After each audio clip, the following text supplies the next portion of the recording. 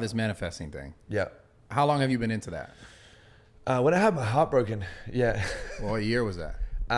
It was actually before Too Hot to Handle. So when I was on, no, actually, what it was is I actually remember because it was on the first show that I did, and I just lost one of my homies, and I was like sitting there, I was like, fuck, like I'm gonna win it, like that's all it's gonna be, and I just kept saying it, and I remember like up until I went on the show, like in my head I was like, this is gonna be so easy, and I had that feeling of like winning the show and like all this stuff, and then went through, happened, and it was like unintentional manifesting, and then it got a lot more regular as towards the second show. I remember laying in bed and having that feeling of like falling in love and like feeling a person with me, and I was like, damn, like this shit's about to happen.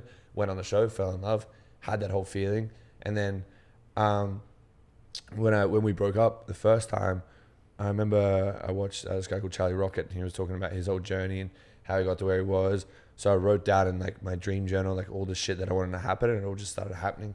So I was like, this is fucking crazy. Like I must be doing something right.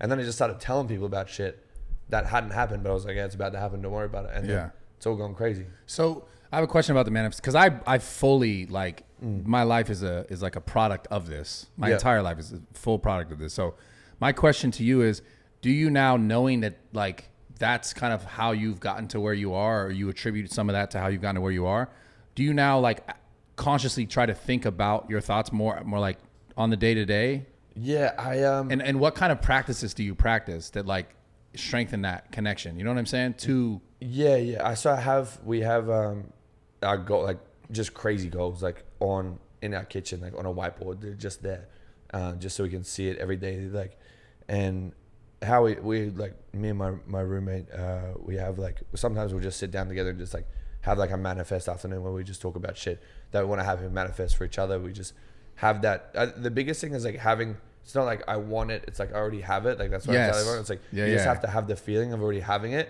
Like I remember when I moved to LA, I had like $3K in my bank account, and I was like, oh damn, it sucks, like I'm broke, like I got no money, like this, can't go out, like all this shit. And then I was like, oh no, I'm just gonna change it. I was like, nah, I'm a millionaire. And then that's how I started. That's when money started going in. And I also like started spending money a lot more. And I was like, oh, I just have to keep giving it out.